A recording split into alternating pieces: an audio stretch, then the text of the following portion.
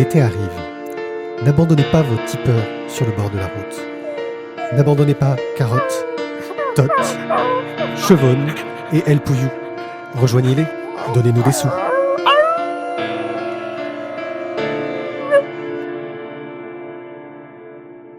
La Voix des Bulles présente le One A Club, le podcast BD bimensuel qui a changé, bordel, qui a changé.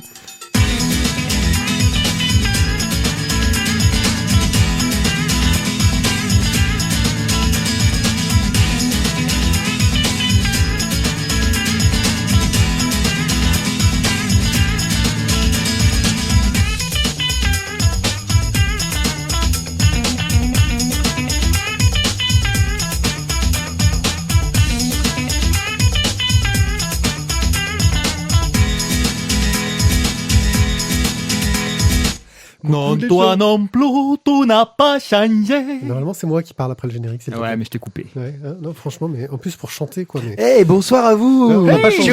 Thio est dans la place. Salut Thio, égal à lui-même, qui a déjà perdu la moitié de sa voix. Avant même que ça commence. Voilà. Tizak est aussi là, qui comme Eh d'habitude oui. chante. Voilà. Je chanterai toute la nuit. Pour toi. Je chante pour... voilà. Et On moi chante. qui tente d'animer une émission qui parle de bande dessinée, malgré le bordel ambiant. Nous nous excusons par avance pour Le vos bazar. oreilles. Le bazar. Il y a personne qui travaille. C'est vrai. Pour cette ouais, tu dis ça pour toi, hein. avant-dernière émission de la saison, hein, quand même. Voilà, parce qu'on fera une triste. petite pause en août. On va faire un petit programme, tout ce qu'il y a de plus classique. Thio Non, va arrête nous de vendre recommander. ça comme ça. Thio va nous recommander un exceptionnel crowdfunding. Voilà. Non. Mais Ok. il est bien quand même. Bon, en même temps, si vous voulez vraiment rester jusqu'au bout, c'est que vous avez une grosse patience, ça sera une émission de merde. Ok, sympa les Voilà. gars. Ensuite, on va faire des chroniques de BD vraiment pourries. Oui, alors ça, je me permettrai d'intervenir. Voilà, on va parler de Terreur sur le CAC 40, de Daredevil Punisher, de Marie Curie, de Coffin Hill, le tome 1, de la fin de l'adoption, de C'est fini. En France, on arrête. C'est terminé l'adoption, messieurs. Allez, de hop. la fin de Billy Bat. Et puis on enchaînera sur nos petits express habituels pour vous parler du tome 9 de la prépublication du Château des Étoiles et du tome 2 de la Craie des Étoiles. Nous sommes dans les étoiles dans l'express. Oh, c'était pas fait exprès. Lucy C'est- in the c'est- sky with diamonds. Et sans transition, nous enchaînons. Mon cher Thio. C'est à moi. Oui, c'est Je commence. Oui, oui, oui. Eh bien, écoutez, ce soir, pour un petit peu changer un crowdfunding uniquement sur KissKissBankBank. Aucun Oh. Ulule. Comment ça? Aucun Kickstarter, aucun Ulule. Aucun Ulule. Non, mais d'habitude, voilà, là, il n'y a que du KissKissBankBank. Mais t'as un problème avec ta connexion? Ça marche plus? J'avoue que j'ai beaucoup de mal. C'est un petit peu comme la connexion d'un certain cybercafé à Paris qui ce soir. Mais bon. Non, mais on a un auditeur de la peur du capitaine ici, il comprend pas tous nos private jokes en rapport avec ça. Bon, alors tout de suite, je vais Les vous gens qui ont une vie. Hein. C'est vrai. Mais moi, je l'écoute en voiture. Mais j'ai une vie en voiture aussi. Oui, tu disais que tu allais parler donc de... Donc, je vais vous parler donc des cahiers de la BD, de l'édition ultime de Darkman et de Carbone. Bon, les cahiers de la bande dessinée, mais on connaît ça. Alors Ça ça, c'est existait il y a longtemps. Ouah, ça existait il y a longtemps. Ça a été créé par un gars qui s'appelait Jacques Glénat, Ouais, entre autres, oui. qui maintenant est au Panama, pas d'après presque dernière rumeur, mais Il fait The Island. Non, Donc- il a acheté. Pardon, attends, pardon. donc les cahiers les carnets de la les cahiers de la bande dessinée, c'est un magazine qui parle forcément de bande dessinée, qui a un petit aspect critique, qui va chroniquer, on va dire les nouvelles sorties, des thématiques. C'est vraiment, pour en avoir lu quelques-uns de l'époque, c'était quand même un magazine qui était assez riche, qui s'arrêtait en 90, je crois. C'est un magazine très pointu. Hein. Enfin, Ouais, qui c'est- fait son nom, ça vient des cahiers du cinéma. Donc on est sur du magazine qui se veut un petit peu intello, Analytique. Grosso un modo, petit peu costaud. c'est le télérama de la bande dessinée. Cahiers du cinéma. Télérama, c'est peu cher à côté des cahiers du cinéma. Voilà, pour te dire. Ok. Bon, c'est le monde de la bande dessinée, ça va? Ouais. Bon, du coup, déjà, le Kickstarter est réussi. Le KissKissBankBank est réussi. Et l'objectif, c'est de relancer le magazine, c'est ça? C'est ça, de relancer le magazine. Donc, pour 12 €, vous aurez le premier magazine. Pour 40 €, vous aurez l'abonnement annuel. Et le seul, il n'y avait pas vraiment de truc vraiment ultra sympa. Si, les dessins originaux. mais Alors, qui les sont très chers. originaux, mais là, c'est très, très. Non, voilà, pour moi, ça passe même pas dans le domaine du possible, quoi. Je pense, vu vu la quantité de thunes qu'on brasse, je pense que nos auditeurs ne sont pas non plus dans le même panier que nous. Tu vois, ils peuvent pas acheter ça. Pas possible. C'est pas possible. Oui, parce qu'il y a des dessins originaux de Lisa Lugrin, Baldasini, des trucs dédicacés par Jean-Luc Fromental, Stanislas, Voilà. Mais moi, pour un truc signé par Mobius. Mais moi, pour 20 €, je vous dis, vous pouvez avoir le premier magazine et 6 cartes postales inédites. Ce qui est plutôt pas mal. Ce qui est plutôt pas mal. Voilà. Et sinon, les vrais trucs bien, ils coûtent combien? Vas-y, Alors, balance. alors déjà, j'en ai un juste sous les yeux. Pour 980 €, tu as l'abonnement de 2 ans au Cahier de la BD et une édition limitée signée par Chris Ware. On peut payer en combien de fois? Impression jet d'encre pigmentaire sur toile, 140 par 185. Voilà. Et le plus cher, c'est pour 5080 €. T'es abonné à 2 ans et t'as un dessin inédit en couleur de Hugo Pratt. En 40 par 60 cm. Pour combien? 5080 €. 80. Ça me choque un peu les 80. Mais ce qui me fait plaisir, c'est que Hugo Pratt coûte plus cher que Enki Bilal, qui lui est à 4500 €. Ouais. Tu cherches la merde, toi. Ouais. Toi, tu veux créer un petit peu de... hein. Ouais. Non, mais d'habitude. Enfin bon, Ça crée du fight. Mais donc, du coup, si tu as 5 rabattés, tu es plus cher que Hugo Pratt. voilà. Ils prennent les reins. Ouais, mais là, j'espère que tu le vendras plus cher que ça. Quand même. Puis ils vont parler de Frédéric Boilet et tout, un peu d'érotisme, de tout ça. Je sais que t'adores ça. Ah, tu vois, d'un coup, t'es intéressé là. Hein. C'est combien, Boilet? L'idée, c'est de parler d'images, de thématiques, de techniques, D'analyse et voilà. C'est vraiment essayer d'aborder la bande dessinée sous tous ses angles, et c'est assez intéressant. Ça a l'air très intéressant. Bon, le crowdfunding est réussi. Maintenant, c'est que du bonus. Voilà. Il vous restera une petite dizaine de jours pour y participer. L'édition ultime de Darkman. Alors, Darkman, je vous avoue, quand j'ai vu ça, je fais, mais c'est un film au départ. Ouais, c'est un film de Sam Raimi. Et d'ailleurs, j'ai découvert en fait qu'il y en avait 2 autres. C'était une trilogie.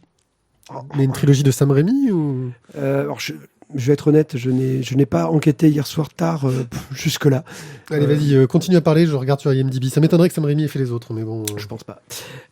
Donc du coup, qui est Darkman? C'est un personnage à moitié brûlé, qui porte toujours des bandages, et qui est une sorte de justicier. Voilà.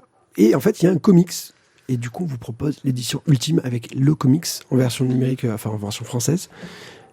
Voilà, je te sens... Non, vas-y. Tisa qui est au taquet. Non, vas-y, j'attends les explications de Pierrick sur la partie film. Vas-y. Et donc d'avoir aussi la trilogie du film en même temps. Voilà, ça a l'air sympa. Voilà, ça me tente. Ton ami américain-canadien, il t'a pas fait part du film? Tu n'as pas essayé de regarder le film? Non. Si, Darkman, je l'ai vu. Ah, voilà. Un film avec Liam Neeson et Frances McDormand. Ah. Le premier Darkman, je l'ai vu, mais D'accord. je savais même pas qu'il y avait Darkman 2 et Darkman 3. Alors, Darkman 2 et Darkman 3, c'est Bradford May qui l'a fait, un réalisateur très connu, Bradford May. Sa mère le connaît beaucoup, je crois. Voilà. Ouais. Bradford May qui est très connu pour avoir fait des épisodes de Hawaii Police d'État à l'époque, du JAG. Et voilà. Jag. Apparemment, il est connu pour ça et des Darkman. Ok. Il a fait aussi Groomzilla. Un croisement entre Spirou et Godzilla. Groomzilla. En même temps, franchement, l'hôtel doit être méga grand quand même. Ouais. Parce que pour avoir un groom de Il n'y a taille que de la Godzilla- grande porte d'entrée, en fait. Ah aussi. Qui fait 24 étages. T'imagines l'ascenseur? C'est ça. Mais Et- toutes les chambres sont sur le côté de la porte d'entrée, en fait. Et c'est un spécialiste du téléfilm. Ok. Non, mais ça, alors, être spécialiste du téléfilm, je reste perplexe. Hein, donc ça a l'air bien. Il a fait le retour de Rick Hunter. En téléfilm. Donc, Voilà. Pour 25 on vient €, sur vous allez- Ultimate vous avez Darkman, PDF. s'il vous plaît. Pour 25 €, vous avez donc le PDF. Pour 40 €, vous avez la trilogie plus le comics. Et pour 55 €, vous avez les 3 DVD, le comics et le t-shirt Darkman. Le t-shirt, il est brûlé aussi? Non, D'accord. il est encore entier celui-là. Ok. Et dernier crowdfunding du soir, Carbone. Alors là, oui, on reste sur le Télérama, le cahier du cinéma de la bande dessinée de Télérama. Oui, bonsoir. Voilà, Carbone, donc qui est un nouveau magazine qui va être. Ça me fait plus penser à Starfix, toi, Carbone. Mais T'es lourd. Ok. T'es lourd. C'est quoi? C'est notre référence. N'hésite pas à la donner. Bon, du coup, on pourra progresser. Mets-les toutes d'un coup. Vas-y, comme ça, après, on est tranquille pour l'émission. Donc, ce sera un magazine donc de 196 pages. 196 pages. c'est un MOOC, quoi. Et il sort toutes les semaines? Après, je crois qu'il y en aura 3 ou 4 par an. Ouais, moi c'est déjà pas mal. C'est déjà pas mal, oui. Alors, du coup, là, on est sur un magazine où on va avoir vraiment tout ce qui concerne de la bande dessinée, de la pop culture, du cinéma, de l'art. C'est pas que de la BD, c'est vraiment un très truc large. Très, très large. Putain, et le dictateur, il t'a pas dit que t'étais hors sujet? J'en ai rien à faire. Non, parce qu'il y a de la BD dedans. Et quand tu te balades justement sur le crowdfunding, il y a quand même déjà des présentations de certains articles ou de pages, et honnêtement, c'est très très très joli. Pour 20 €, vous avez donc le premier numéro. Pour 60 €, vous avez un abonnement d'1 an. Et pour 80 €, vous avez donc l'abonnement d'1 an, plus un almanach avec des dessins inédits des auteurs qui travaillent dans Il y a des blagues aussi dedans ou pas? le carbone. Non, ça c'est qu'avec le paquet de Carambar que tu vas t'offrir pour le lire. Merde. Voilà, par contre, du coup, oui, forcément, c'est un peu plus cher parce que là, c'est 196 pages. Ils ont, par exemple, ils ont un gars qui travaille avec eux dessus qui s'appelle Mathieu Gabory. Ils ont Il promet des auteurs. il est talent, lui. Ils ont des auteurs, genre Laurent Kessy aussi, dont on a lu Après la chute il y a peu, si tu te souviens bien. Steve Baker aussi. Voilà, il y a Sylvain Rimberg, il y a des auteurs de BD quand même hein, qui sont là pour faire de la vraie BD aussi. C'est pour ça que c'est pas vraiment hors sujet. Ah ok. Oh le mec, mais comme il s'est senti agressé, j'ai Et ouais. Voilà. Bon, mais voilà, je te remercie d'avoir flingué toutes mes chroniques. Merci, Pierre. Je sais, je suis un vrai pote. Thierry, vas-y, parle-nous de quoi ça nous parle. Terreur sur le CAC 40, une bande dessinée de Isa que nous avons rencontrée lors du dernier festival des Calanques et des Bulles. Eh bien voilà, Pierrick, tu viens de faire le pitch, merci. Là, je te sens très médisant. Bon, alors, on va faire simple. Isa fait tout. Scénariste, coloriste, dessinatrice, pour un peu celle qui a fait l'impression à la maison. On est chez Fleet Glacial. Le titre est donc Terreur sur le CAC 40. Et donc, comme vous l'aurez vite compris, on est là pour tracher sur l'ensemble des patrons du CAC. On passe par aussi bien l'ensemble des différents hommes politiques. Voilà. Et donc, elle passe à la moulinette un petit peu tout ce qui peut se présenter devant elle. François, rends l'argent. Pardon. Ouais. Bon, alors elle change un peu les noms quand même de certains personnages, hein, mais bon, globalement, on les reconnaît tous. Hein, donc, on va avoir Serge Dassault, Bernard Arnault, Vincent Bolloré, Lagardère, etc. On a des hommes politiques avec François Hollande, machin. Bref. On est dans l'actualité à la fois économique et politique en France, mais aussi en Europe. Donc, et elle passe un peu tout ça à la moulinette. Elle dézingue à tout va dans tous les sens. Elle ridiculise un petit peu tout le monde. Et voilà, bref, on est dans du gros humour bien trash. Et voilà, édité chez Fluide Glacial. On est dans la bonne histoires courtes, c'est plusieurs histoires courtes. Exactement, on est sur plusieurs histoires courtes. Mais il y a quand même un fil conducteur sur l'ensemble de tout ça. On est dans la suite, dans la même veine que ce qu'elle avait fait sur Laurence P, donc pour Laurence Parisot. Voilà, on est sur c'est un peu le personnage qui lit un peu toutes les histoires. Voilà, elle est plus au MEDEF et elle est plus au elle a une vie MEDEF, difficile. elle a une vie très compliquée. Elle passe de palace en congrès, mais à chaque fois en version de la loose. Donc voilà, c'est le fil rouge. Bon, allez, vas-y, dis-le, t'as pas aimé. Alors, non, mais rien, en fait. C'est compliqué, hein, c'est rare, mais c'est compliqué et c'est comme ça. J'ai trouvé ça facile, attendu, pas forcément très fin dans ce qui est dit. À aucun moment ça m'a fait rire. Voilà. Vraiment, j'ai pas du tout 5 secondes accroché à l'ensemble de tout ça. Bon. Donc, avant l'émission, j'ai quand même non, posé mais la t'avais prévenu, hein, mais donc je vais m'y mettre pour défendre le bébé. Du coup, c'est bien, c'est toi qui va défendre le bestiau. Voilà. Moi, vraiment, j'ai accroché sur rien. Comme on n'aime pas descendre les choses gratuitement, quand j'ai su que t'avais pas aimé, je me suis dit, bon, c'est pas grave, moi j'ai trouvé ça plutôt sympa. Donc, voilà. Le dessin est bon, il est pas mauvais, c'est machin. Bon, ça fait très gros nez, machin. Pareil, hein, c'est fluide, voilà. Maintenant, il y a beaucoup de textes et ça sert pas forcément très bien le propos. Moi, le seul truc que j'ai trouvé sympa, c'était les petites citations qui viennent entrecouper les histoires courtes, qui pour le coup sont de vraies citations et foutent bien la honte aux mecs qui les ont sortis quand même. Bon, ceci étant dit, ils s'en battent les couilles, hein, donc on pourrait les mettre leur nez dans leur caca, qui lâcheraient en disant c'est bon le caviar. Donc voilà, il y a pas de voilà, c'est facile, c'est pas super fin, je trouve, dans l'écriture et dans les vannes. Je me suis vraiment pas régalé. Je suis désolé, Isa. Bah moi, j'ai trouvé ça bien dans le sens où on est vraiment dans la tradition Fluide Glacial. On est dans l'humour, un dessin gros nez assez classique, un humour trash moqueur, un humour de gauche. Je crois que on peut pas le nier tout de suite parce que ils en prennent plein la gueule pour de bonnes raisons la plupart du temps. Et Carrément pour de bonnes si on raisons. peut en rajouter une couche, pourquoi pas. Mais j'ai trouvé que il y avait une façon de traiter ces personnages comme si en fait on suivait ce qui était normal pour eux et tous les trucs bizarres qui leur arrivent entre guillemets, c'est quand ils se retrouvent dans des situations que nous on vit au quotidien et qu'on sait très bien gérer en fait. Et alors ouais, c'est un peu lourdeau, c'est un peu potache par certains côtés.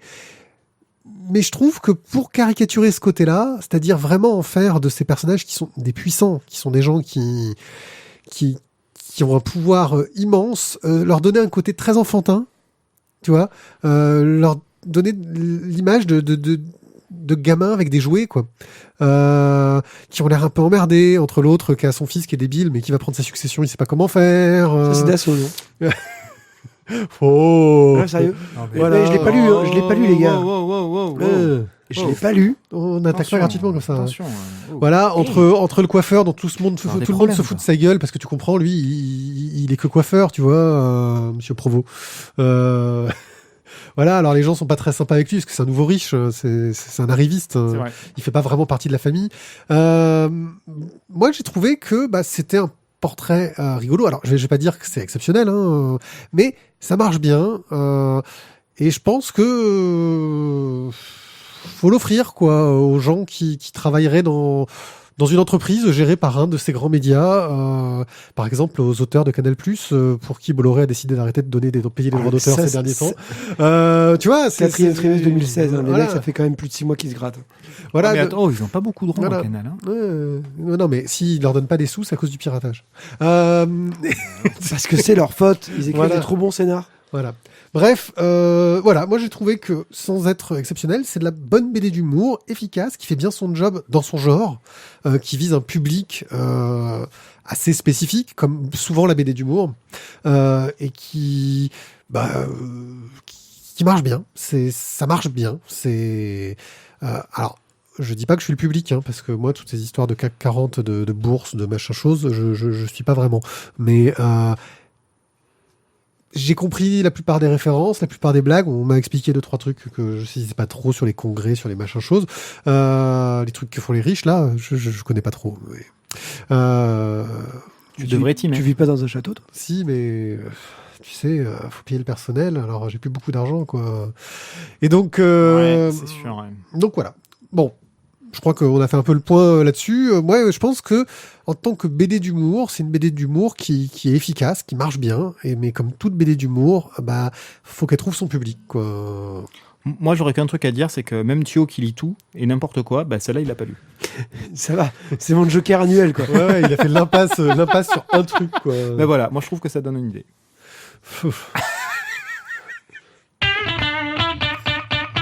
Daredevil Punisher. Bien. Alors, Daredevil Punisher pour les Français. voilà. Alors, Daredevil, le Punisher, ils se rencontrent et ils sont pas contents parce que Punisher, ils ont pas les mêmes objectifs. Voilà. Et Ah, non, si. Ils ont la même finalité, ouais. mais ils ont pas les mêmes moyens. Bon, en gros, Daredevil veut amener un gars au tribunal, En prison. en prison, parce que oui, maintenant Matt Murdock est procureur. Wow. J'avoue qu'il me manque des épisodes de la série régulière, donc j'étais un peu largué là-dessus. Maintenant, Matt Murdock est revenu à New York, est devenu procureur, et donc le prisonnier, il faut le transférer à un endroit particulier, et le Punisher, lui, tout ce qu'il veut, c'est buter le prisonnier. Sauf que le prisonnier arrive à s'échapper. À cause du Punisher. La course-poursuite s'engage entre le Punisher qui veut buter le gars et Daredevil qui veut que le gars arrive à destination. Sur ce, j'ai découvert le sidekick de Daredevil aussi. C'est un nouveau personnage que je ne connaissais pas. J'ai même oublié son nom. Qui peut se rendre invisible là. Voilà. Et donc, on suit ça avec des dessins de Simon Skudranski. Non, mais essaye de parler Voilà. français. Une mise en scène par Mast, qui m'a très gentiment dédicacé le bouquin, et un scénario de Charles Soule, qui est apparemment le nouvel auteur régulier de la série Daredevil. Vraiment falloir que je me renseigne pour savoir comment continuer la série Daredevil. Mais bon.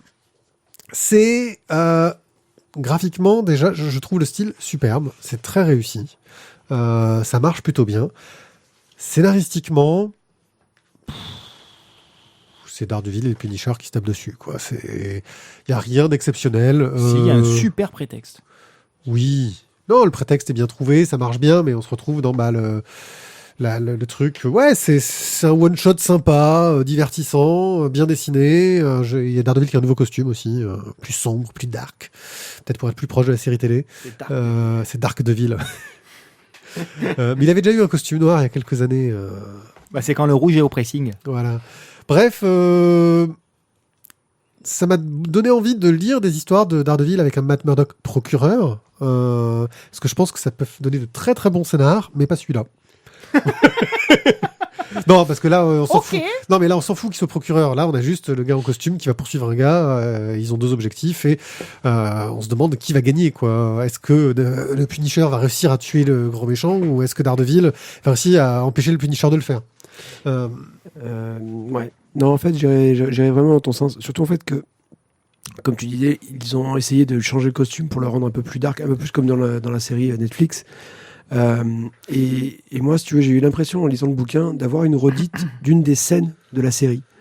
Qui était inspiré d'une BD. Non, mais qui est la discussion justement entre Daredevil et le Punisher quand ils sont dans le cimetière. Pour ceux qui ont vu la série. Et j'ai retrouvé un peu le même thème que dans ce moment-là de la série, mais en moins bien. Et du coup, ça n'a pas fonctionné. Tu passes un bon moment. Graphiquement, c'est vraiment très joli. Ça explose dans tous les sens, c'est splendide. Mais au niveau de l'histoire, pour moi, c'était une redite. Alors apparemment, en plus, c'est une adaptation d'un webcomics qu'ils avaient fait à l'époque, qui a été réadapté en album. Ce qui fait que d'ailleurs, parfois, on le voit parce qu'il y a les dessins qui sont dupliqués. Où tu as le même dessin qui est utilisé deux fois pour une scène. Et parfois, on voit qu'il y avait le côté turbo média. Tu sais, quand tu vois les deux cases qui vont se superposer. Tu es sur la case, t'as un dessin, et puis quand tu vas sur la page suivante, t'as un truc qui va se rajouter dessus. Parfois, on le voit, là, et dans une BD standard, ça choque un petit peu. Mais, bon, voilà, c'est bien foutu, mais pas... Bon, il y a un choix au niveau des couleurs qui est assez marqué. Dans les gris, il n'y a que le rouge qui ressort. Moi, contrairement à vous, au niveau du dessin, je trouve ça très beau sur les plans fixes, mais alors sur les plans de mouvement, c'est beaucoup moins sympathique, je trouve, de manière générale.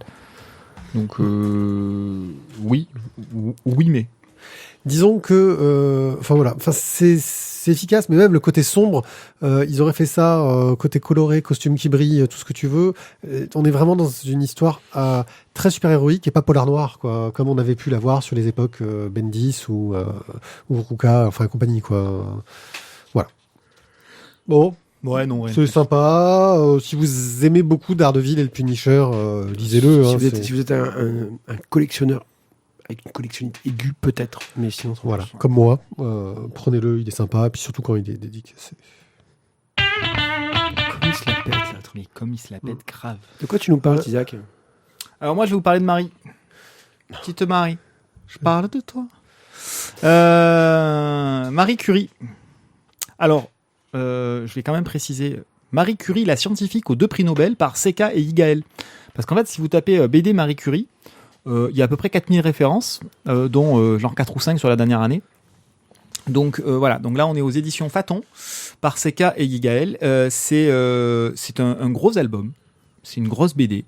J'en parle tout de suite parce que ça sera important pour la suite du propos. On atteint presque les 100 pages. On est à 95 pages quand même. C'est assez exhaustif sur la vie de Marie Curie. Donc bon, on va faire un pitch rapide sur qui, quoi, comment Marie Curie. On va pas s'attarder non plus pendant 107 ans dessus. Donc elle est polonaise. On vit dans les années Ouh, ça va aller. Parle dans ton micro. D'accord. Voilà, sinon je tape sur la table, moi. Putain, Attention. Ça rigole pas. Donc, elle s'appelle à la base Maria Sklodowski. Désolé pour les Polonais de base. C'est une enfant studieuse dans une famille de 5 enfants. Le papa, qui était sous-directeur d'école ou un truc comme ça, est mal vu par sa hiérarchie parce que lui veut continuer à enseigner le polonais alors qu'on est sous le joug russe et donc il faut plus parler polonais, il faut parler le russe et enseigner le russe, etc., etc. Donc du coup, il se fait plus ou moins virer et il doit bosser à côté en donnant des cours à la maison, etc. La jeune Maria développe très tôt un intérêt pour la physique et les études, etc. Elle est assez brillante. Du coup, il y a l'une de ses sœurs qui va l'accompagner pour poursuivre ses études à l'étranger et elle s'appelle Bronia, la sœur en question, et elle va bosser en fait à côté pour pouvoir subvenir aux besoins de sa sœur. Tout ça, ça prend du temps, ça l'amène à Paris, elle rencontre Pierre Curie, etc., etc. Et donc elle fera les découvertes qui l'amèneront à 2 prix Nobel. À la mort. Voilà, on connaît la fin de l'histoire. Oh mon Dieu, j'ai spoilé. Bref. Donc c'est un bouquin qui est assez exhaustif sur la vie de Marie Curie, qui est très intéressant sur le contenu. Les dessins, voilà, sans plus. Ça fait le taf. Ouais, bien sans plus. Le contenu, donc comme je le disais, est très exhaustif, assez exhaustif en tout cas. Mais je trouve que ça manque d'élan. Voilà. C'est un petit peu comme un gros article Wikipédia qui serait illustré, quoi. C'est un peu le gros reproche que je ferais. C'est très intéressant. Moi, j'ai beaucoup aimé. J'ai appris beaucoup de choses, mais oui. Oui. Bon, après, beaucoup de on choses, va quand même rappeler aussi que c'est une bande dessinée qui est pré-publiée dans un magazine pour enfants qui s'appelle Cosinus. C'est ça. C'est pour ça que, très intéressant. Qui a beaucoup de chapitres oui. courts qui correspondent à la BD. Ça se veut donc forcément très didactique. Et pour le coup, ça marche bien. Mais je pense qu'en petits exemplaires, quand on lit un chapitre par-ci, un chapitre par-là, ça reste digeste. Quand on veut s'enfiler la BD d'une traite ou presque, ça devient un petit peu plus compliqué pour le coup. Thio ? Bon, je vais être encore d'accord avec vous ce soir. Ah ouais. Ouais. Ben, ah, ouais. Ta voix, quand tu la perds, ça devient ça. Ça voix de canard. C'est ma voix de canard, comme ça. Le canard ici, il a disparu. Tu sais où il est?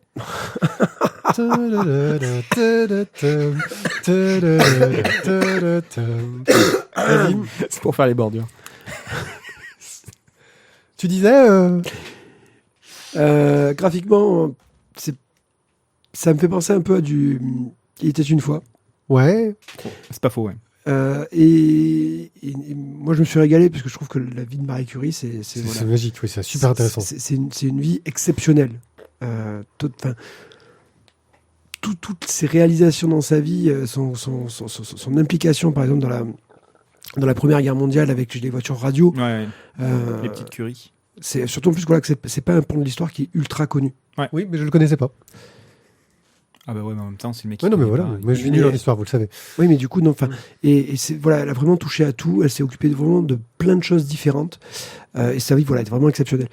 Maintenant, oui, je suis d'accord avec vous, le dessin, c'est pas le top. Ça manque d'emphase. Mais... Oula, il l'a placé. Mais il fait le taf. Moi, je trouve que ça fait le taf parce que c'est justement ce petit côté dessin un peu, il était une fois l'histoire qui place le truc sur le... Pour moi, sur la petite musique de une fois, et tac, je suis rentré dedans et je l'ai vraiment dévoré. Curie, Curie, Non mais tu peux le couper. Et voilà le poulet. Marie. Non, le poulet. Ah, super. Okay. Putain. Allez. Gros, tu sors. Moi je trouve que ça manque d'emphase, c'est-à-dire qu'on a la vie d'un personnage. Alors c'est lié aux contraintes. Non, c'est lié aux contraintes de publication et au public visé à la base. Oui, le dessin pour le coup correspond plus aux enfants. Voilà, mais ça manque d'emphase dans le sens où on a un personnage qui a une vie exceptionnelle et à un moment donné, il y aurait pu avoir Un climax. une volonté dans de. sa vie, il aurait fallu qu'elle fasse un truc. quoi. C'était non, mais c'est tout raconté un peu à plat. Ouais, C'est tout clairement. raconté un peu à plat, vraiment ce que tu Je dis, disais. je dis ça en rigolant, mais pour la narration, c'est ce qui manque. Très Wikipédia, donc ils auraient pu, tu vois, faire faire des effets de la mort. Ouais, explosion, bombe atomique. On en profite, non. Alors que Marie rentre dans l'amphithéâtre. Marie Curator. Non, je dirais pas jusque là, mais I'll tu be vois, back. quelque chose de plus péchu qui serait permis Oui. de vraiment étoffer cette mise en scène pour essayer Non, de mais plonger le lecteur dedans. On aurait pu Surtout- la présenter façon Tony Stark, quoi, tu vois. Ouais, Genre, à un moment Non, donné. mais les gars, grosso modo, vous êtes en train de me dire, ouais, Marie Curie, c'est pas un blockbuster, quoi. Putain, ça explose pas de partout, ça Mais pète pas. sans aller jusqu'au on se fait blockbuster. chier, Tu quoi. peux non, mais tu peux raconter, tu peux raconter une histoire. Marie Curie versus le Il y a beaucoup de textes. Il y a beaucoup de, tu vois, ce que tu disais, Non. ces textes illustrés. Ouais. Et ce Versus le ce radium. texte est utile. Oh, Salzon, tiens, j'ai mon Tu vois bouclier magique. Je te repousse. Mais à la fin, on a un petit carnet Qui ne sert à rien. Qui ne sert à rien parce qu'il redit exactement ce qu'on a dans la BD. Oui, mais avec des vraies photos. Oui, alors qu'ils Il y auraient a pu, même des photos d'amphi vides. tu vois, ils auraient pu quand même magique. accélérer certains passages, Ah oui, jouer un plus sur une narration un peu plus dynamique. Mais c'est tout bête, mais Ni il y a du sentimentalisme. mettre un Parce qu'il y peu a quand même de plein de choses qui pourraient être plus tristes et racontées de façon plus triste. Ni il y a du grand héroïsme. Enfin, ça sans manque, aller jusqu'à en faire des tonnes, non, mais ça manque de mettre parti un pris petit à un peu moment donné. de- Voilà. C'est vraiment un bouquin très scientifique en fait, oui. et qui, je pense, fait très bien le travail pour ça. Et je pense que c'est dommage parce que ça aurait pu vraiment être une très bonne BD parce que le sujet est excellent. C'est ça. Oui, comme je le disais tout à l'heure, voilà, il y a 50 BD sur Marie Curie. Ce qu'il aurait enfin, moi, ce que je leur reproche, voilà, c'est le fait d'avoir simplement mis bout à bout les 21 chapitres qui étaient diffusés dans Cosinus sans penser à faire une bande dessinée. Voilà. On a mis plein de petits morceaux ensemble.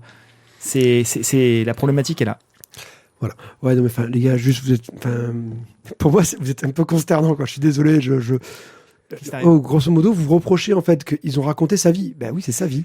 Alors, peut-être qu'elle n'est pas hyper glam, hyper flashy. Mais si elle l'est, c'est ça. mais- que... Non, vous lui Ah, mais dites. tu plaisantes, elle a fait 1 milliard de trucs super Eh intéressants. ben alors, qu'est-ce que tu lui reproches? Ben, à c'est le juste qu'il scénario faut savoir le présenter, quoi. Mais c'est c'est ça, présenté. Non, c'est pas présenté, c'est dit, c'est tout. C'est la Non, problématique est c'est là. présenté. Arrêtez. Ah, là, c'est pas. Bon, écoute, pas on est Napoli. deux à être d'accord. Maintenant, nous Bon, pouvons remercier Pierrick. Gaël, l'auteur qui nous a fait envoyer cet album. Que vous... voilà. Voilà. Bon, j'espère que ça sera pas pris comme. Non, mais encore une fois, comme on l'a dit, méchanceté, chaque chapitre est très intéressant. Mais moi, je n'ai pas la méchanceté. Moi, je l'ai aimé. Mais toi, t'es bon, voilà. Toi, tu. La Putain, problématique. mais rendez-le-moi, les salauds. Là. Le touche pas, tu le salis. Tu le salis. Tu salis tout ce que tu touches. Allez, psst. Et tu sais pas ce que j'ai fait avec. Bien. Donc non, voilà. Non, mais je dis, c'est une bonne BD, mais elle aurait pu être excellente. C'est Oui, ça, parce moi, que l'air de rien, il y a un gros travail de recherche derrière. C'est dommage de pas avoir mis en scène plus que ça sa vie. C'est juste Il n'y a raconté pas de à mise plat. en scène. Voilà. C'est ce qui est dommage, voilà. C'est le regret parce que du coup le contenu est intéressant. Mais après, je pense que c'est une contrainte éditoriale aussi, hein, de vouloir être le plus scientifique, le plus carré, parce qu'il y a eu cette prépublication C'est dedans. ça, le problème Donc, c'est c'est un ça. bouquin qui fait son taf. C'est que ça fonctionnait très bien pour Cosinus, je pense, en petite publication. Mais mis tout d'un coup bout à bout, ça marche moins bien. Voilà. Bon, bref. Bon, Thio, vas-y. Bon, mais Thio, c'est bon, tu Non, pourras non, le garder. mais ça va, je veux dire, je vais pas bon, rajouter, c'est les bon, gars, ouais, c'est- ça va. On sait que t'as des Toi, tu le posters de Marie Curie recommandes, dans ta chambre et tu l'as dans tes trouvé chiottes. super bien. Je trouve que voilà, ils ont pas à mettre en scène la vie de quelqu'un aussi exceptionnel. La quoi. dernière fois qu'on a vu Marie Curie dans une bande dessinée, c'était donc comment ça s'appelle Oui, c'est un truc français, le sur truc les super-héros français. Et bon, mais c'était pas vrai. Là, La ce qu'il Brigade racontait. Chimérique. La Brigade Chimérique. C'était pas vrai du tout ce qu'il racontait pour le coup. Ah oui, Mais- là, j'ai sûr, elle était glam, ouais, là, dessus, t'as pété, waouh, ouais, Ah, c'est des trop bien. super pouvoirs et tout. Voilà, et là, du coup, elle était bien. Non, mais il est bien là aussi. Voilà, non, mais c'est ça, tu vois, ouais, mais dis-le, voilà. Passe à la suite. Non, puis ils auraient pu mettre des robes un peu plus sexy aussi. Puis ils auraient pu la faire aussi plus sexy, elle, quoi, non? Allez, vas-y. Hein, on la mettait blonde, avec des gros boobs et tout, c'était bon. Attends, les polonaises ou les pas polonaises Merde, c'est moi qui l'ai fait un cofinil. Pour les boobs ou pour Donc, Ouais, les relance un jingle. Cofinil. La malédiction des coffines, une bande dessinée chez Urban Comics, un album Vertigo par Kathleen Kittredge et Inaki Miranda. Inaki Miranda. Sympathique Inaki Miranda, dont vous aurez un jour l'interview quand notre... Traduite, lorsque notre traductrice aura traduit. Non, je l'ai fini celle-là. Ah, Inaki Miranda, c'est fini. Bon, bah on attend d'avoir RM Gara et on mettra les deux en même temps. Celle-là, je l'ai faite. Sauf que par contre, voilà. c'est ma belle-sœur qui est en train de se tuer sur RM. Ouais, parce que RM Gara, elle est vraiment pas évidente, mais c'est parce qu'elle est très intéressante. Elle a perdu un œil en l'écoutant. Ouais. Donc, Je Coffin laisse réfléchir, vous avez 2 heures. Ça a été violent quand même. nous raconte la vie de Eve Coffin, qui est une Coffin. flic qui a réussi à arrêter, alors que c'est une débutante, à arrêter un méga tueur en série, mais qui, suite à ça, à une scène de ménage auprès de proches, se fait tirer dessus, manque de mourir, s'en ressort avec un œil noir, pour son look vraiment classe, tu vois, avec sa mèche blanche à la Malicia et son œil noir, et décide de retourner dans son bled natal, qu'elle avait apparemment quitté pas vraiment en bons termes. On apprend avec de nombreux flashbacks que, en fait, Eve Coffin vient d'une riche famille où les Coffin sont un peu les sorcières du coin. Elles auraient des pouvoirs et on découvre son adolescence rebelle où elle faisait n'importe quoi pour faire chier ses riches parents et aller tenter de faire des sorts dans la forêt, au fin fond de la forêt. Et bien entendu, ça s'était mal passé, etc. Parce qu'il y a quelque chose. Il y a quelque chose dans la forêt. Et donc, ben, Il y a une scout mort. bien entendu, lorsqu'elle revient dans son bled paumé de Coffin, de Coffin Hill, ben, il se repasse des choses terribles. Et il y a plein de gens qui, parce qu'elle est revenue, j'imagine, pètent les plombs les uns après les autres. Je pète les plombs. Et décident de tous devenir des tueurs en série. Vous aurez noté...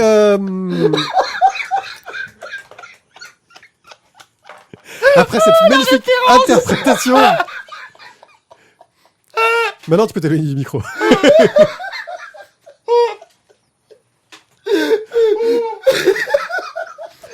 J'ai honte. Bon, je vais essayer de continuer. Vous aurez noté donc à mon ton que tous les trucs qui se passent dans le village de Coffin Hill depuis qu'il est revenu, les coïncidences d'un point de vue scénaristique me semblent un peu énormes et un peu gênantes. C'est ce qui m'a un peu perturbé. Ensuite, on est vraiment sur une histoire un petit peu classique de sorcière. Qui m'a pas plus emballé que ça. C'est bien foutu, mais je trouve que le côté histoire de jeunesse, machin chose, sont un peu cliché. Les tueurs en série partout, voilà. Les relations entre les personnages, un petit peu entendues.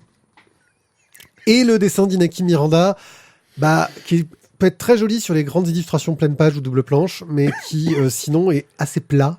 Tu sais, c'est un peu cette école Topco, là, comme on avait tous les gens qui ont voulu faire du Witchblade ou du Tony Daniel, etc., avec des héroïnes, avec des lèvres, tu sais, qui sont plus grandes que leurs yeux, tu vois. Bref, il y a de bonnes choses, mais ça m'a pas plus emballé que ça. Thio, pendant que Thierry est en train de se préparer à se remettre la chanson dans les oreilles. Qu'as-tu pensé de Coffin Hill ? Tu vas y arriver. Non ? Là, il t'a perdu. Pardon. Oui. Désolé. Alors, Coffin Hill, je suis d'accord avec toi sur le scénario. On est vraiment je suis d'accord avec tout le monde ce soir, sauf sur Marie Curie, vous avez vu. Le scénario, voilà, n'a rien d'extraordinairement original pour ce premier tome. Peut-être que la surprise peut venir plus tard. Graphiquement, je suis pas entièrement d'accord avec toi sur les pleines pages. Oui, sur le reste, c'est quand même aussi c'est un bon taf, quoi. Moi, j'ai trouvé que c'était quand même vachement agréable à lire, très joli. Certaines cases sont peut-être un peu plus discutables que d'autres, mais dans l'ensemble, c'est quand même un bon boulot. Après, moi, je trouve que c'est pas tant le dessin qui m'a vraiment perturbé, c'est vraiment le côté scénaristique où il y a rien de neuf, mais vraiment rien de neuf. On est vraiment, je trouve, ce qui est dommage, on est vraiment dans du cliché. Alors après, on est dans du cliché, mais c'est efficace. Moi, j'ai passé un bon moment à le lire. Après, énigme, donc forcément, tu as envie de savoir ce qui peut se passer et qu'est-ce qui est réellement dans la forêt, quoi. Mais bon, par contre, le petit rebondissement à chaque fois avec le tueur en série, comme tu dis, au troisième tueur en série du village. Moi, je pense que le FBI, à mon avis, peut faire directement une antenne permanente à cet endroit-là, quoi. Oui, voilà. C'est un petit peu... Une ficelle un peu grosse, quoi, de temps C'est en un peu temps. gros, la ficelle est trop grosse. Mais moi, j'ai passé un bon moment. Donc bon, voilà. Je sais pas si je lirai la suite, mais c'est possible.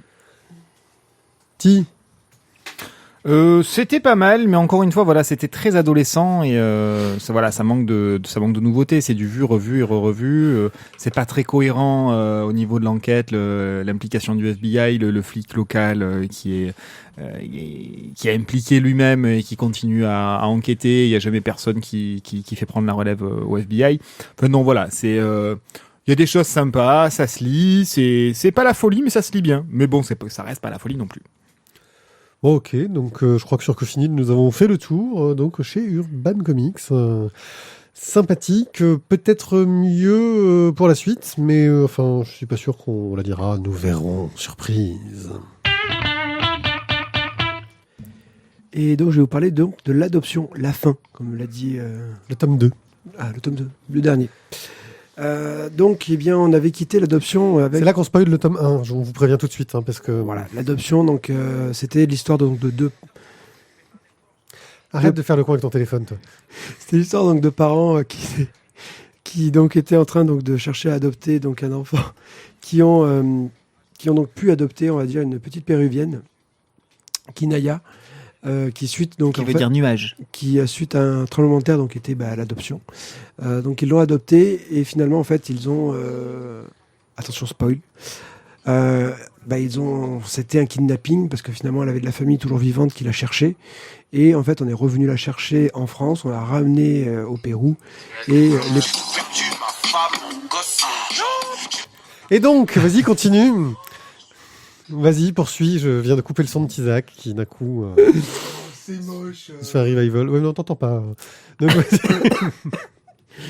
Donc du coup, Kinaya est reparti au Pérou.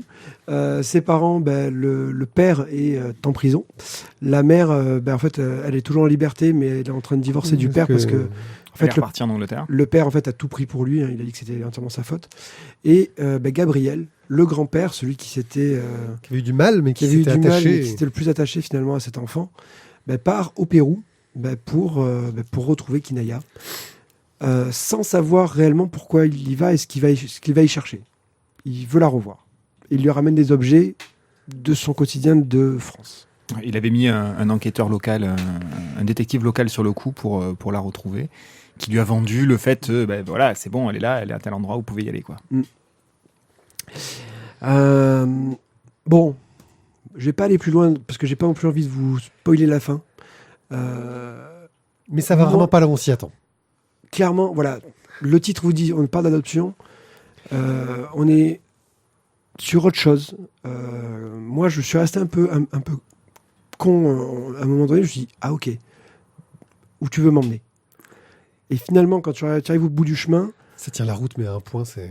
voilà, exactement, ça tient la route, mais c'est un truc de ouf. Et je me suis vraiment, vraiment régalé. Régalé parce que je me suis pris une claque scénaristiquement, parce que je m'attendais pas à ça. Après, graphiquement, c'est toujours aussi bon, quoi. Ah, c'est beau, ouais. C'est très très beau. Puis là, pour le coup, on se retrouve dans des paysages un peu exotiques et tout. Enfin, C'est c'est magnifique. Et non, voilà, c'est vraiment... C'est lumineux, t'en prends plein la rétine. Voilà, le dessin d'Arnaud Monin est vraiment excellent. Il y a tout à garder. C'est paf. L'adoption, les 2 tomes, c'est vraiment un truc de génial. Votre avis, les gars? Alors moi, celui-là de Tom, il est à part. Clairement, il y a une vraie différence avec le premier au niveau du propos. Du coup, c'est bien que ce soit en 2 tomes, je trouve. Ouais, Parfois- c'est un diptyque qui marche très très bien en diptyque. Voilà, je pour le trouve coup. que c'est bien de ne pas l'avoir fait en un seul tome, regrouper l'adoption. Voilà, c'est bien parce que c'est 2 choses différentes. C'est bien de l'avoir scindé comme ça, je trouve, éditorialement parlant. Alors, surtout, c'est quand tu y repenses ensuite, les 2 couves, en fait, t'indiquaient des choses. Oui. Parce que la première couve, Ah c'est plus lumineux, hein. non, Et ça part d'un côté. il est stoïque. Il bouge pas. Ouais. Ah, il est en mouvement dans le deuxième. C'est pas faux. Et ça, C'est pas faux. C'est bien vu. Disons, Bien vu. Moi, je l'avais vu la symétrie, si tu veux, entre les deux, le changement de couleur. Il y a un point, moi, qui m'a marqué, c'est qu'on avait fait une sorte de reproche au tome 1, entre guillemets, c'était un demi-reproche, ça s'intéressait beaucoup aux relations entre la petite Kinaya et son grand-père, entre guillemets, et on se disait, c'est marrant, les parents sont pas présents. Et en fait, ce tome 2, entre guillemets, nous l'explique, nous le montre, et ça tient vraiment la route, parce que il y a une autre forme d'adoption, j'ai envie de dire, de réadoption dans le tome 2 qui marche super bien. Et c'est, voilà. Oui, finalement, c'est plus le parcours du grand-père qui nous intéresse. Voilà, c'est le parcours du grand-père. Et ça parle de famille. C'est ça, et ça parle de famille. Et c'est Qu'est-ce qui fait l'adoption qui est centrale dans le premier tome, l'est beaucoup moins dans le deuxième. C'est un prétexte à mettre les choses en mouvement au sein de la famille. Et c'est beau de voir jusqu'où les gens vont, aussi bien dans leurs actes, dans leurs choix, c'est le cas du père, que géographiquement dans le cadre du grand-père et dans son introspection. Moi, j'ai vraiment été ému à plein de moments dans ce second tome, tellement c'est vrai. Voilà, la présence du Marco. Oui, donc c'est le personnage qui rencontre belge qu'il rencontre sur place, et avec qui il décide de rester un peu. Et avec qui il reste et ils partagent un moment de vie intense l'un avec l'autre. Marco, lui, est venu retrouver le corps de sa fille qui a été ensevelie pendant le tremblement de terre. Voilà. Et c'est fort. Voilà, c'est très fort. C'est pas larmoyant pour autant, mais alors c'est fort. C'est très fort en émotion et voilà, vraiment très très très très beau. Vraiment et puis le son de scénario. Le son de scénario, parce que on avait un cliffhanger de la mort à la fin du tome 1. On se disait, le cliffhanger, qui en fait est résolu, mais à une vitesse au début du tome 2. Pif, paf, pouf. Et qui en fait, ouais, non, mais ça marche quand même super bien. On n'a pas l'impression d'avoir été baladé, quoi. J'ai eu l'impression, quand j'ai attaqué le deuxième tome, en me disant, mais heureusement que c'était pas un tome 4 ou 5, en disant, j'ai raté un tome au passage. Tu vois, parce que la transition entre le tome 1 et le tome 2 est tellement très sèche, très rapide. Enfin, on zappe complètement cette partie-là, qui semblait être essentielle, pour se concentrer sur le travail de quête et d'enquête et d'introspection du grand-père. Voilà, j'ai trouvé ça très, très, très bon. Et c'est beau qu'il ait réussi à faire cette bascule au niveau du scénario sans nous perdre au passage. C'est au contraire, l'intensité émotionnelle est plus forte encore dans ce deuxième tome que dans le premier, alors qu'il y a un virage monumental au niveau du scénario et il aurait pu nous perdre complètement au passage. C'est parce qu'il y a une cohérence dans les propos, dans les thématiques, il y a une grande cohérence en fait. Et c'est ça qui vraiment en fait une très très grande bande dessinée, qui je pense, en tout cas c'est mon cas, mérite un coup de cœur. Attention Thio. Yes. Petit. Ah oui, j'ai le petit cœur qui bat. Voilà. Un coup de cœur pour l'adoption. Donc, le diptyque, voilà, l'ensemble derrière.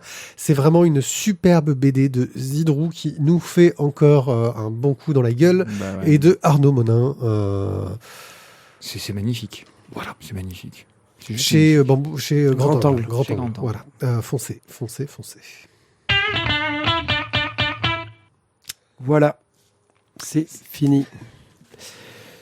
Donc il était temps, hein. Matt Manga va certainement nous ressasser plein de théories. Spécial casse dédié à Matt Manga. Je pète les plombs. Pardon. Non, la deuxième fois ça fait moins rire. Ah ouais, tu as raison. En fait, parce qu'il n'y a pas les gestes avec. C'était plus ça qui était plus fun tout à l'heure. Oui, Billy Bat, tome 19 et tome 20, c'est fini, c'est la fin. Donc alors, notre petite chauve-souris, est-ce que c'était la gentille, est-ce que c'était la méchante, est-ce que c'était la bonne ou la mauvaise? Comment Urasawa a-t-il réussi à s'en sortir, sachant que de toute façon il foire toujours ses fins, selon alias Matt Manga. Selon Matt Manga, il foire aussi ses chemins, donc. Mais bon, écoute, alors. Attention, moment spoil. Non, alors moi je vais faire sans spoiler, on va y arriver. Alors moi je vais vous faire juste 2 tomes de fin sans spoiler. Non, parce que je vais pas vous raconter ce qui se passe dedans, clairement. Ah, ça va être sympa pour la chronique. Bah non, parce que entre guillemets, si vous êtes déjà au tome, vous savez déjà ce qui se passe dedans, et c'est pas au tome 20 que je vais vous dire tiens il faut le lire. On peut juste dire pour le pitch que on va résumer un peu le pitch de départ. En gros, il existe depuis la nuit des temps une chauve-souris qui apparaissent à certaines personnes et qui leur fait faire des sortes de rêves prémonitoires que ces gens-là vont dessiner. Et en fonction de ce qu'il dessine, apparemment, on ne sait pas trop si c'est ce qu'il dessine qui va créer les Ça événements influencerait le monde. ou pas. Il existerait une chauve-souris gentille, une chauve-souris méchante, et l'influence de cette chauve-souris revient énormément dans les années 50, s'il me semble bien, dans les années 50, lorsque les parchemins où cette chauve-souris était dessinée sont retrouvés. Et la chauve-souris revient dans le monde, entre guillemets. Et il y a plusieurs dessinateurs du Billy Bat. Billy Bat, qui devient cette bande dessinée. Il y a le héros de comics et il y a les vrais Billy Bat et les faux Billy Bat. Et on va suivre tout au long de cette bande dessinée tous les personnages qui vont être confrontés à cette chauve-souris, les gens qui essayent de comprendre comment est-ce qu'elle peut influencer les choses, les sociétés secrètes qui se mettent en place autour de ça, les dessinateurs qui vont... Billy Bat, c'est aussi une allégorie de Mickey, hein, donc la personne qui va être le Walt Disney de Billy Bat, entre guillemets, mais qui n'est pas le créateur original du personnage. Chuck King n'est pas le personnage original, enfin le créateur original. Plein de personnages qui vont se croiser au fil des années, et petit à petit, on avance dans le temps pour, dans le tome 19, arriver en 2017, et dans le tome 20, en 2020 et compagnie, enfin dans le futur. Voilà. Avec la question, c'est qu'est-ce que cette chauve-souris? Pourquoi est-elle là? Et chacun des dessinateurs, en fait, va essayer d'utiliser ces dessins pour améliorer le monde. Ou en tout cas essayer de ne pas le mettre pire qu'il était avant. Sachant qu'en général, ils finissent par tous péter un câble. Voilà. Bon, moi quand j'ai terminé le Billy Bat, le tome 20, j'ai posé le bouquin et je me suis dit, ouais, la fin me plaît. Quand j'y ai repensé le soir, je me suis dit, je crois qu'il m'a pris pour un con. Ce qui fait que le lendemain matin, en me levant, je me suis dit, il faut que je relise la fin. J'ai relu la fin. Et finalement, je me suis dit, non, elle me plaît quand même. Donc, voilà, je sais pas si c'est pas Matt Manga qui est venu me parler dans la nuit, tu vois. Mais c'est la chauve-souris noire de Urasawa, c'est Matt Manga. Et du coup, non, finalement, je trouve que la fin est réussie. Elle est réussie parce que c'est mon avis totalement personnel. Peut-être que des gens vont peut-être brûler mon appart pour ça, crever les pneus de ma voiture en disant que c'est une hérésie. Non, j'ai trouvé ça réussi parce que il a réussi à tout synthétiser ensemble. C'est une solution possible de l'univers de Billy Bat. Et moi, elle me convient. Moi, j'ai du mal sur un point. C'est que je sens... ça donne l'impression que c'est le gars, il a fait une BD pour dire les mecs, ils vont tous la relire 40 000 fois pour essayer de voir tous les petits détails, de la comprendre et de faire les exégètes de mon œuvre. Tu vois, c'est un peu ce côté BD Intello, BD Télérama, qui a tenté de faire... moi, il me manque un truc sur cette fin. Alors, je sais pas si c'est parce que j'ai mis du temps pour tout lire, tu vois, et où il me manquait un petit peu des clés. Mais moi, il me manquait un truc, une explication, un truc clair. J'aurais aimé avoir... Et je me doute que c'était pas possible, mais tu vois, qu'on me dise, en fait, voilà ce que c'est. Et c'est pas le cas. Ah non, j'ai pas l'impression qu'on me dise ce que c'est. Ah mais si. Enfin, j'ai pas eu cette impression-là. Alors, j'ai peut-être pas compris, j'ai peut-être été largué. En fait, justement... On en reparlera en off derrière de ça, mais... Si tu as pas tous les tomes précédents, on peut pas arriver à cette fin. Et c'est parce qu'il y a eu tous ces dessinateurs de Billy Bat, parce qu'il s'est passé toutes ces choses, qu'on peut terminer comme ça. Ouais. Mais ça fait genre, on nous a baladé, quoi. Non, on t'a pas baladé, parce que c'est tout le reste qui a construit ça. Ouais. Si tous les dessinateurs avaient pas fait leur choix, chacun, on n'aurait pas pu avoir cette fin-là. Effectivement, oui, ils le montrent quand ils font la scène où ils te remontent sur tous les flashbacks qui amènent jusque... Et finalement, tout fonctionne, quoi. Et moi, c'est là où je trouve que du coup, je te dis, au départ, j'ai eu un moment de cette réaction de me dire, ils m'ont pris pour un con. Mais non, ça, pour moi, c'est vraiment, t'as une bonne synthèse de tout. Et ça fonctionne. En tout cas, pour mon cas, moi, je trouve que ça fonctionne très bien. Et je suis très satisfait de la fin qu'il lui a donnée. Je manque peut-être de recul. Je pense que c'est vraiment une BD très complexe en fin de compte, qui mériterait de s'y attacher un peu plus. Tu vas te lever demain matin en disant il m'a pris pour un con. Ouais, c'est ça. Mais alors après, je dis pas que c'est mauvais parce que j'ai passé un très agréable moment à suivre cette série. Mais merci pour ce moment. Je reste sur ce doute à la fin.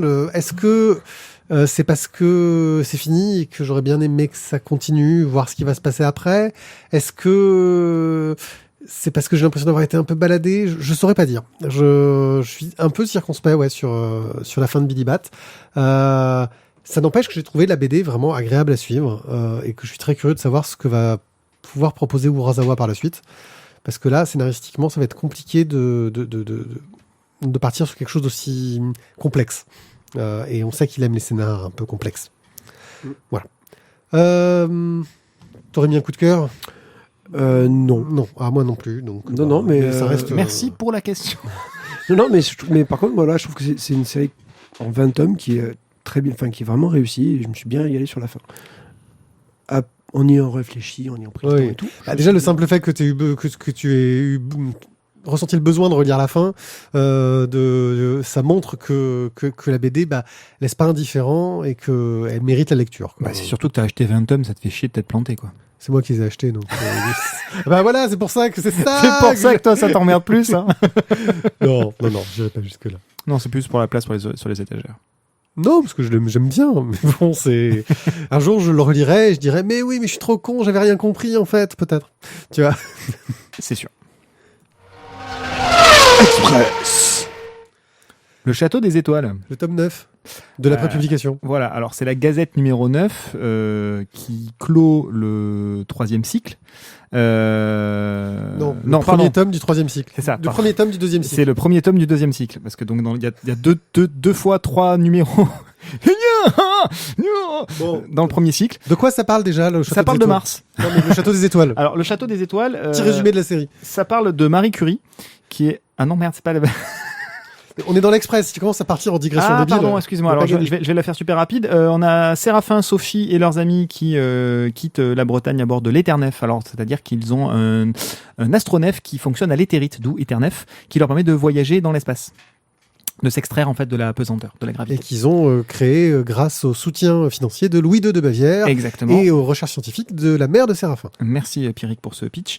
Dans ce deuxième cycle, on s'intéresse donc à notre même petite troupe, mais qui va aller cette fois-ci donc sur Mars. Alors je vais vous faire un résumé ultra rapide de ce qui s'est passé dans le tome 7 et dans le tome 8. Dans le tome 7, il y a une espèce de regroupement de physiciens parce qu'ils décident de mettre en commun leurs découvertes, etc. Mais ça se passe mal et il y a des gens qui meurent et qui disparaissent. Juste à l'attentat qui les tue tous, en fait. Oui, voilà, mais... Ça se passe mal, ouais, ils ont eu un petit souci. Ils ont eu des petits soucis parce qu'en fait ils font exploser les montgolfières. C'est difficile de pas, c'est difficile de pas spoiler pour les gens qui les lisent en album. Voilà. Mais oui. On commence à aller loin. Dans le deuxième tome, donc Séraphin et Sophie veulent aller vite récupérer leur matériel, l'Éternef, etc. Mais les Prussiens sont déjà installés dans leur petite base isolée qui était censée être planquée pour tenter de s'emparer de l'Éternef. Ils arrivent quand même à récupérer les cristaux.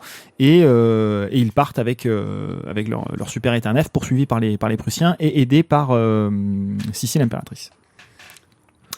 Dans ce tome 9, donc troisième chapitre du tome 3, quand c'est regroupé, tome 3 quand c'est regroupé, qui s'intitule donc le fantôme de l'éther, les Prussiens sont déjà sur Mars. Ils ont réussi à y aller, mais il y a une tempête qui fait rage. Un survivant du détachement est envoyé en expédition pour trouver un petit peu des informations. Il revient à bord, mais très affaibli. Il explique aux autres que les autres sont perdus en fait à l'intérieur d'une grotte, d'un canal, etc. Et ils vont repartir en expédition pour essayer de retrouver tout le monde, et notamment le professeur, et notamment accessoirement Ludwig peut-être, parce qu'il va quand même falloir essayer de retrouver Louis de Bavière qui s'était échappé de le retrouver. Donc bref, on est dans une aventure classique à la Jules Verne. Par rapport au tome précédent, est-ce que ça vaut toujours autant le coup ? Est-ce que les rebondissements sont étonnants ? Est-ce qu'il y a un grand changement de cap ? On est sur un troisième tome, puisque ça fonctionne par cycle de 3 gazettes. On est sur un troisième tome, donc on a un climax. Voilà, boum, c'est comme ça que ça marche.